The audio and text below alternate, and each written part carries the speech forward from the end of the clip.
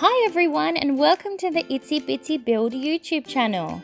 Today I'm going to show you how to modify a miniature kit using your Cricut machine. I'm using the Cricut Maker, but you could try this method with other Cricut machines. So I bought this kit from eBay. It's a children's bedroom with a bunk bed, but any miniature kit will do. I wasn't a big fan of the colour scheme in this one. There was too much floral and contrasting colours. I really wanted to change the books to popular preteen novels to match the room style that I was looking for.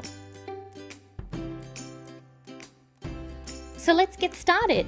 You're going to need a miniature kit of some kind, PowerPoint software or other imaging editing tools, a printer, A4 thick GSM premium printer paper for best results, a Cricut standard grip mat with a fine blade, a Cricut machine and the Cricut Design Space software. Inside your miniature kit, you'll find sheets of template paper which you use usually to cut out and assemble most items in the kit. You're going to scan each of these papers. The quality of the scan isn't really a major concern here. You just want to get the dimensions right and have a base to work off.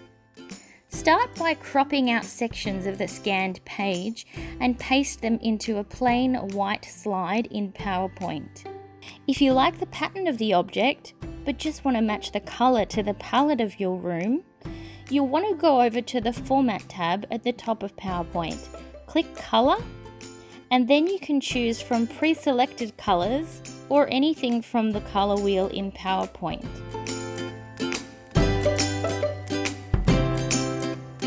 Now, if you want to change your pattern completely, say you don't like the box pattern, take a pattern image of your choice. Google Images is very helpful here, and copy over a square of that pattern into your PowerPoint slide. Drag it over to the item you want to change, and then you're going to resize it to fit inside the little boxes here. You don't want to shrink the pattern too small, and you also want to keep the aspect ratio so it doesn't stretch. You don't need to do anything to group them together or make them a singular image, because once you export them from PowerPoint, the whole slide will be a single image. For the books, you're going to copy the original book template from your scan. Again, no need to resize because they'll appear in the exact size that matched your scan. Then, using some Google magic, you're going to find the images of the books that you'd like in your mini room. I've Googled young teen books for this room, but you can pick your own favourite novels. Then you're going to crop the cover image from Google or a bookstore online and paste them into your PowerPoint. Then, like we did for the box template, we're going to resize them to the shape of the book. I found a lot of books in the mini kit have broad book covers, so you want to stretch it a little to fit the width of the template that you're using. Copy over the front cover to the back. You can use a back cover image, but these are often difficult to find on Google Images, so I've used two front covers here. When you think about setting your mini room, these books will be placed either in a bookcase or sitting on another object, so you won't see the back of the book anyway. For the spine of the book, you're going to create a rectangle shape, and then under the Format tab, select Shape Fill. You'll use the color dropper and click over the book cover with the dropper, picking the color that matches. You're then going to add a title of the book to the spine by right-clicking and selecting Edit Text. Then type the title of the book. You'll notice here that the text is horizontal when we want it to be vertical. So to change that, we go to the Home tab, select Text Direction, and then change it to vertical. Then you're going to go back to the Format tab and color the lettering with a color that matches the title.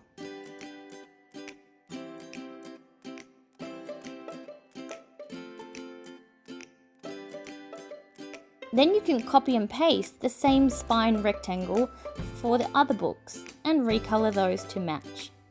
Repeat this process until all of your books are complete.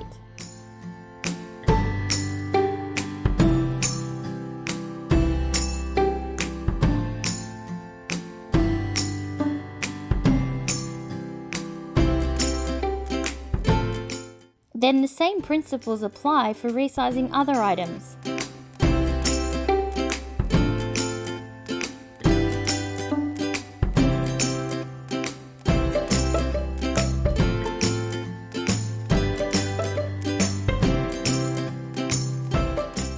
To start the Cricut process, you're going to save your PowerPoint file as a PNG or a JPEG. Then you're going to upload your completed image files into the Cricut Design Space and select Complex because we have a lot of fine cuts that we want the Cricut to recognize. Then use the Magic Wand tool in the top left-hand corner to remove all background space.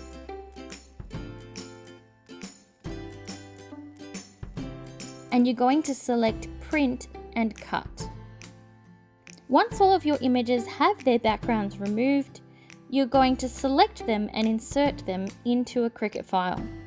Now I found that the Cricut makes the images a little bit smaller than the original size, so check that you're working with the right size.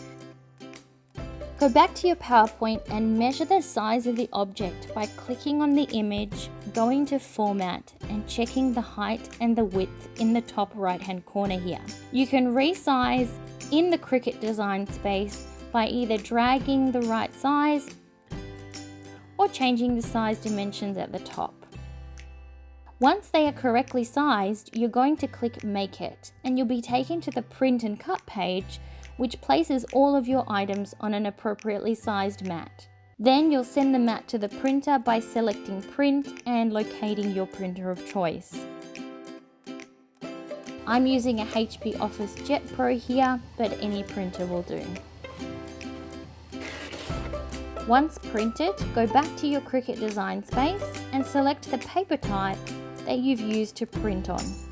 I selected medium cardstock because I'm using a 200 GSM paper. Stick your A4 printed paper to your Cricut mat. I've used the green standard grip mat here so that the paper doesn't move around.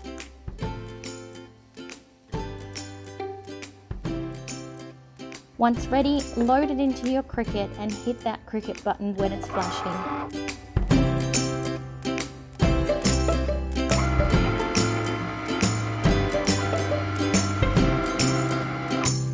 The machine will shine a light and take measurements from the guidelines before making its cut. Repeat this step for all of your Cricut mats until all of your templates are cut out.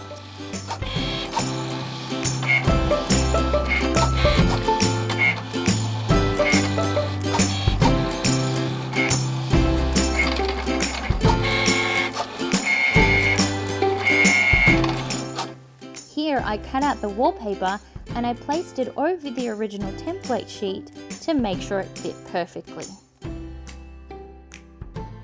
And then you can get to peeling the paper away from the mat.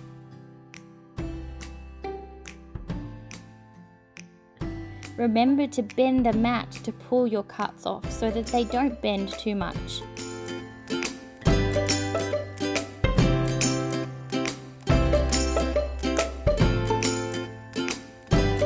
The quality of the items look exactly like the kit templates, if not better. You can even make little gentle cut marks with a knife to bend the paper for assembly. I've made some little tote bags here to show you.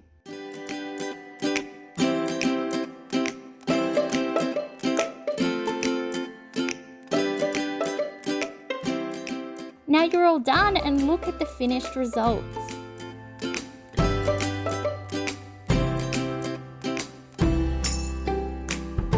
In my next video, I'll put this kit together step by step. Please subscribe to my channel. Your support helps me make more content.